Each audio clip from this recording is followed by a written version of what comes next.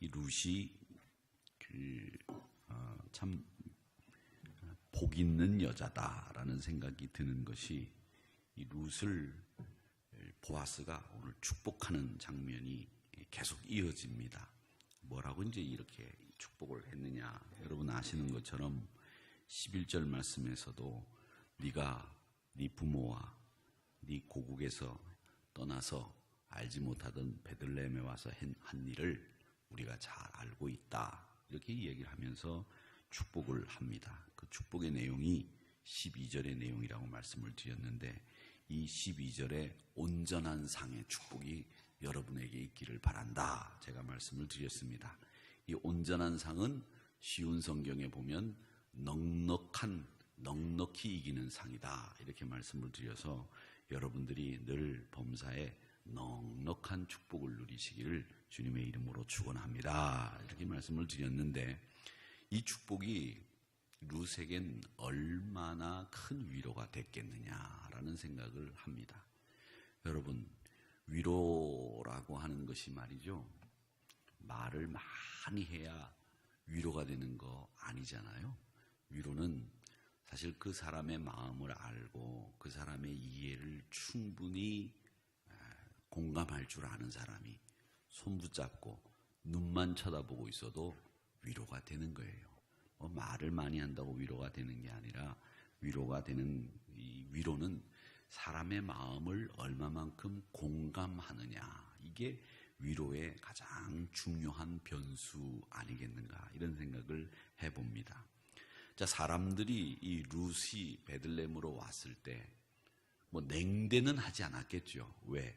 그 시아버지 죽은 엘리멜렉이 베들레헴에서 이 보아스와 친족이었으니까 유력한 사람이었을 것이고, 많은 사람들이 그래도 이 엘리멜렉이라고 하는 집안이 옛날에 대단한 집안이었는데 모압 땅으로 갔다가 다 망하고 다 죽고 여자 둘만 왔다라고 하는 이야기를 들었을 때 냉대는 할 수는 없었겠지만 그래도 그 마음속으로 룻과 나오미를 보면서 불쌍하다, 안 됐다, 이런 생각을 하고 있었을 겁니다. 일종의 사람들이 긍휼히 여기는 마음보다도 안 됐다라는 생각을 하는, 어쩌면 냉소와도 같은 느낌을 이 룻은 받고 있었을 거예요. 그런데 오늘 이 보아스가 위로를 하는데 그 위로가 얼마나 컸는지 이 룻의 고백을 들어보면 이렇게 이야기를 합니다. 나는 당신께 은혜 입기를 원합니다. 그러면서 나는 하녀 중에 다른 하녀, 그런 사람 한 명과도 비교할 수 없을 정도로 못한 사람입니다. 이제 저를 위로해 주시고 마음을 기쁘게 하시는 말씀을 하셨으니 제가 기쁘고 감사합니다. 이 이야기를 13절에서 하고 있습니다.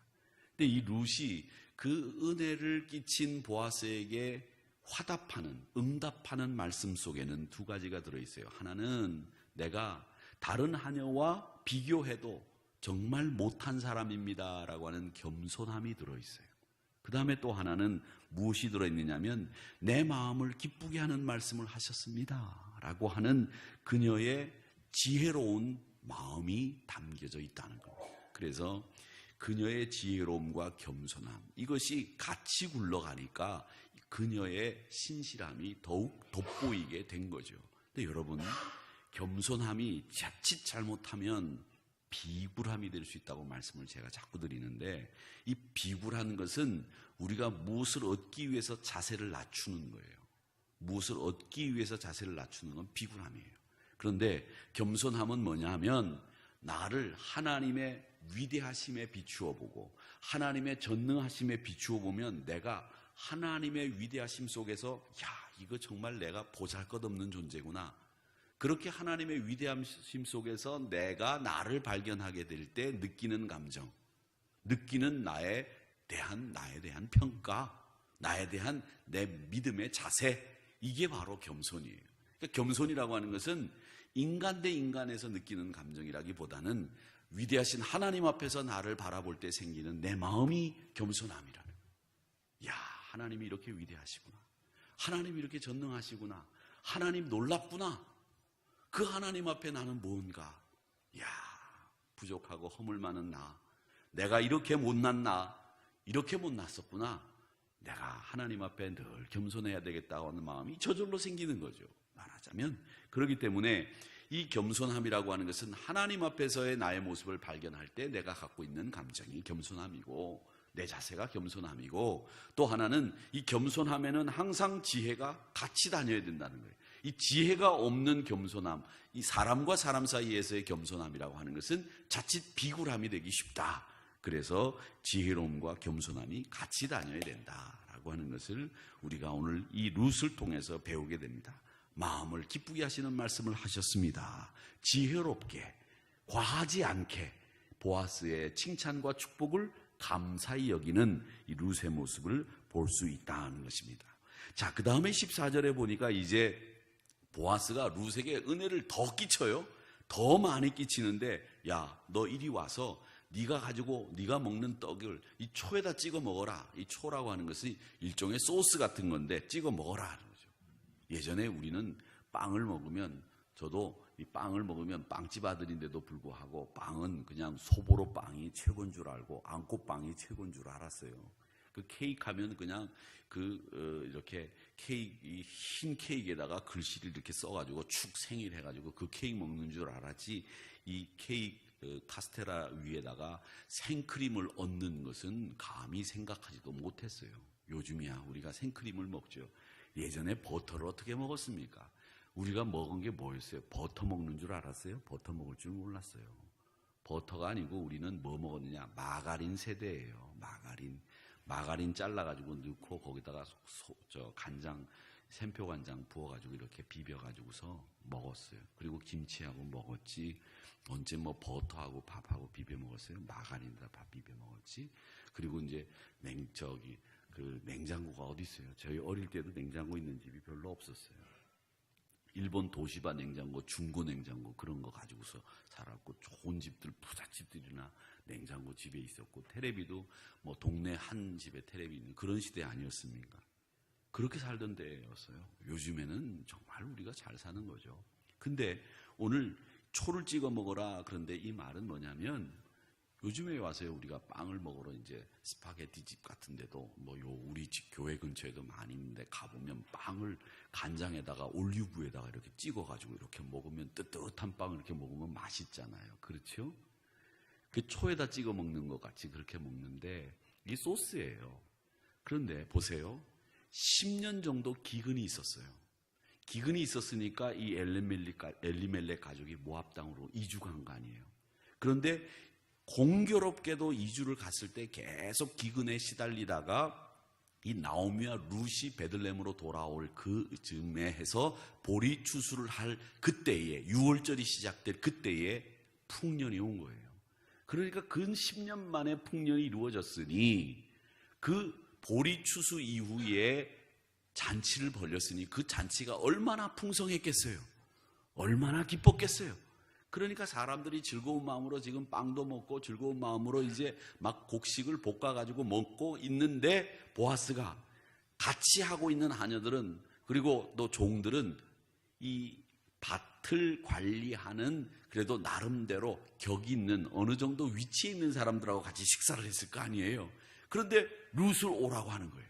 그러니까 이 룻 입장에서는 얼마나 조금 황당하고 어색했겠어요. 허리가 끊어지게 일을 했지만은 일할 수 있는 기쁨을 가졌고 오랜만에 풍년을 느꼈으니 다들 기쁜 마음으로 먹게 되니까 다들 즐거운 마음이에요. 그런데 그 자리, 식사 자리에 룻이 초대됐단 말이죠. 볶은 곡식을 대접합니다. 원하는 대로 먹고도 남았어요.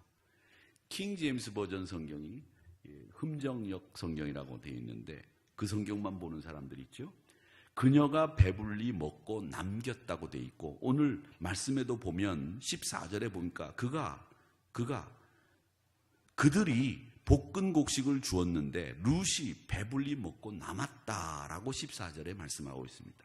그러니까 여자가 많이 먹으면 얼마나 많이 먹겠어 이렇게 생각할 수 있겠지만, 기근 후에 먹을 걸 먹었으니까 여성이라고 할지라도 많이 먹었을 거예요.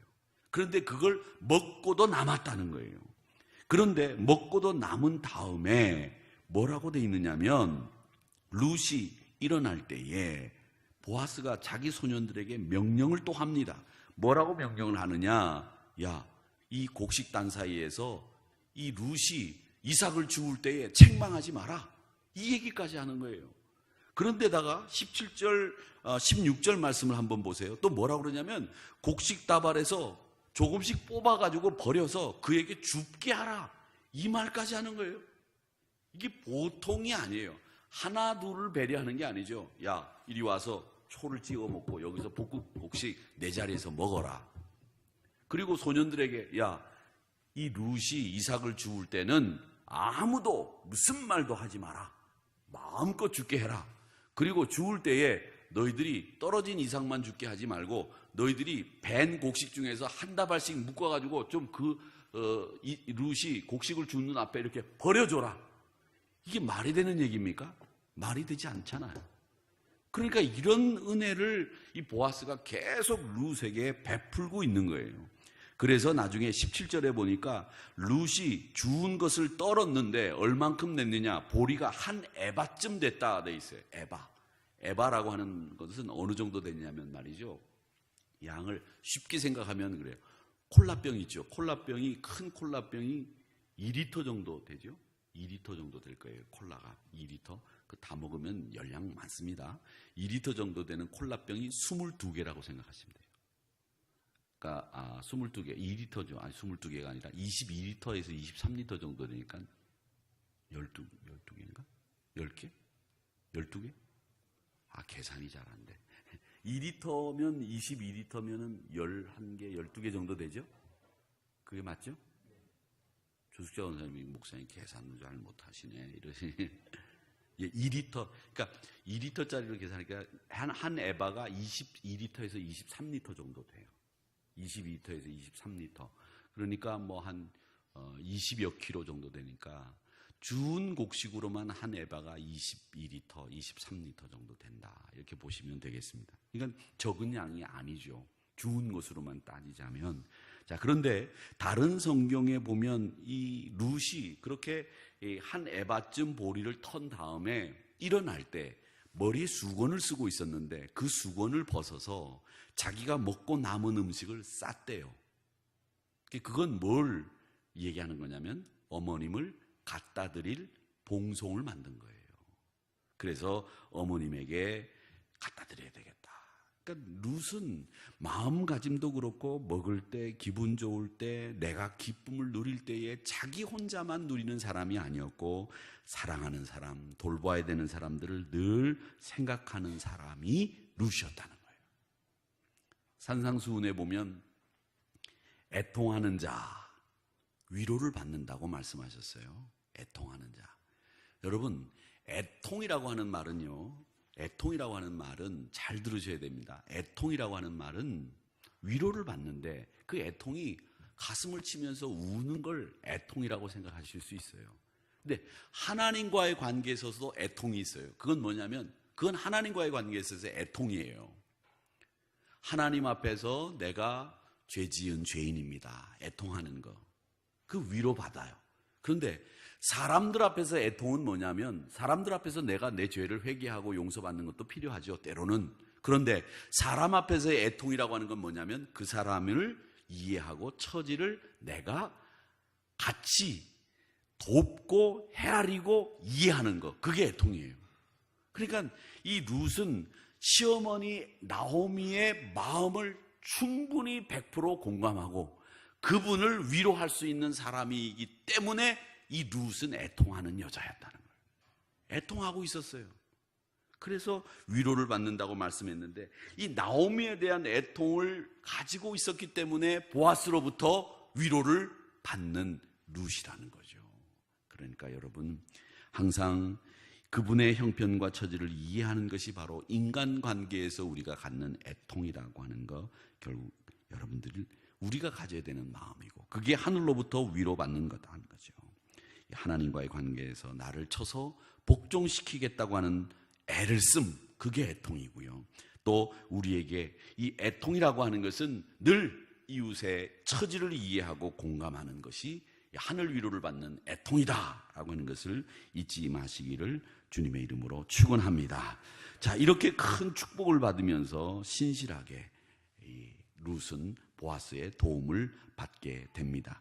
이런 도움을 통해서 하나님께서 이 룻에게 정말 큰 은혜를 베풀게 하시는데, 그 은혜가 한 에바라고 하는 이 단위로 표현되고 있습니다.